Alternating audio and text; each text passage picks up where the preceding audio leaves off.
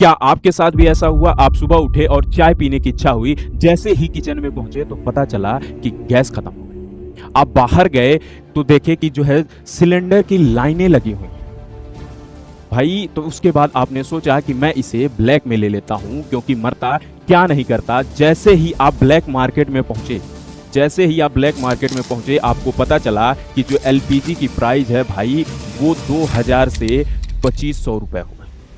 2000 से 2500 रुपए हो गए। आपने सोचा भाई कि क्या दिन आ गए।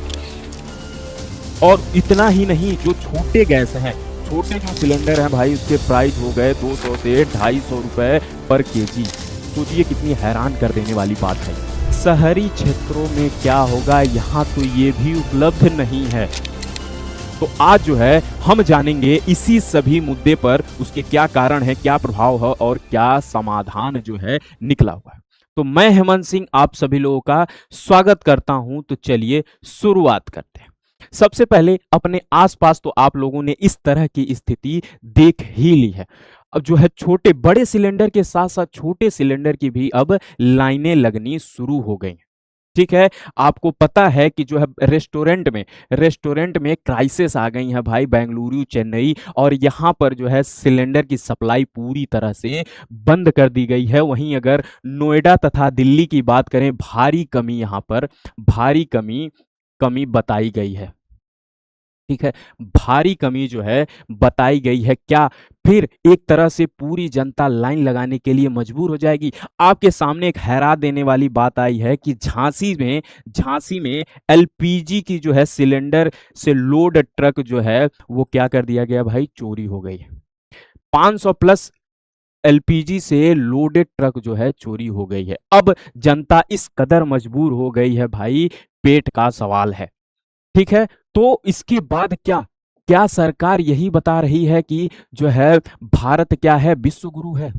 विश्व गुरु ऐसे ही बनेगा लंबी लाइनें लगाकर? वर्तमान में आप देख रहे होंगे कि एलपीजी की जो प्राइस है वो 913 रुपए है। डॉलर कहां पहुंच गया है, गोल्ड कहां पहुंच गया है, पेट्रोल कहां पर पहुंच गया है।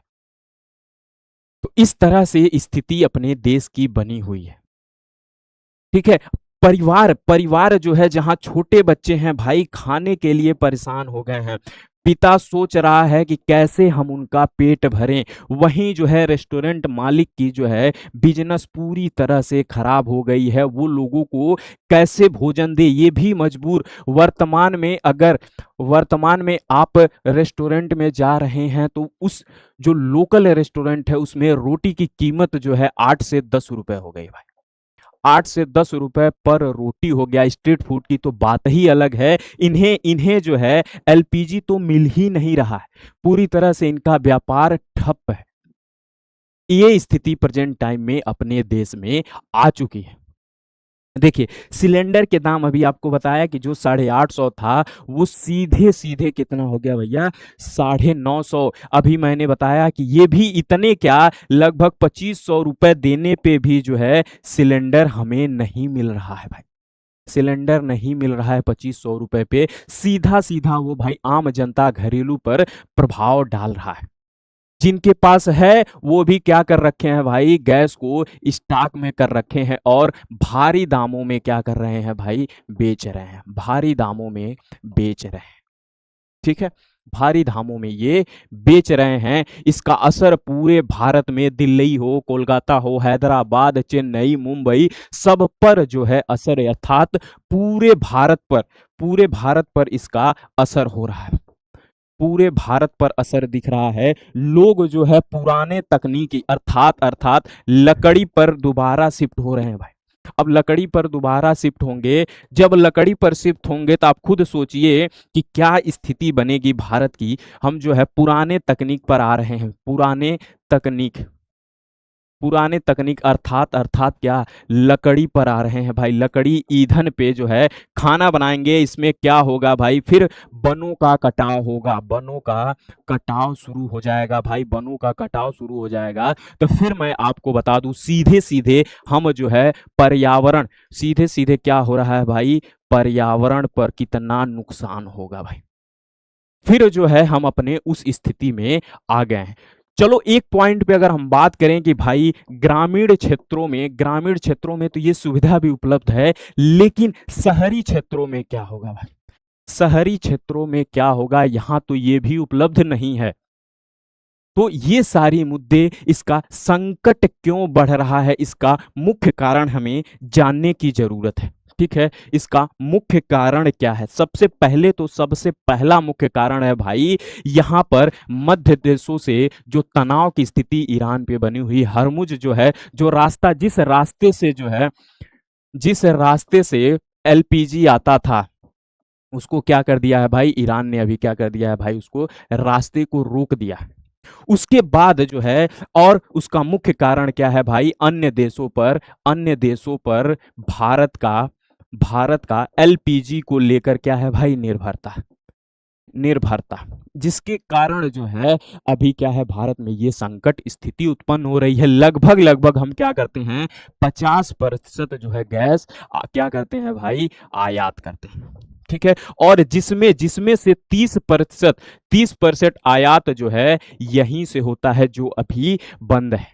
ठीक है, कौन सा है, तो आपको अभी मैंने बताया भाई, 50 से 60% हम क्या करते हैं भाई, आयात करते हैं, जो वैश्विक बाजार से हम क्या करते हैं, इसका आयात करते हैं। ठीक है, इतनी हिस्सेदारी एलपीजी का हम विदेशों से आयात करते हैं, और उसमें सबसे प्रमुख कारण जो है हरमुज।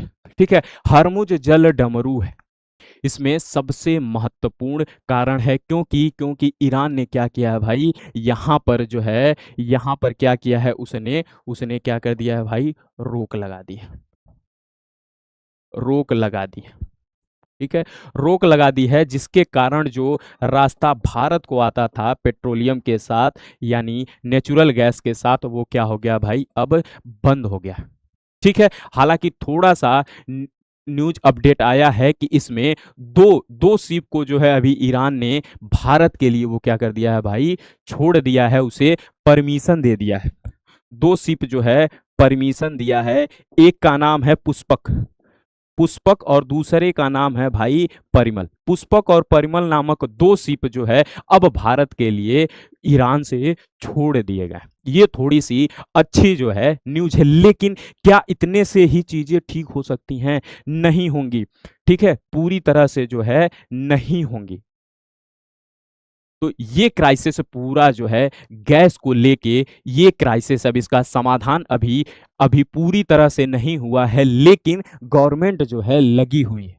तो आगे देखिए जो है इसका क्या समाधान निकलता है, जिस पर आपको अपडेट जल्द ही मिल जाएगा। तो जय हिंद, जय भारत।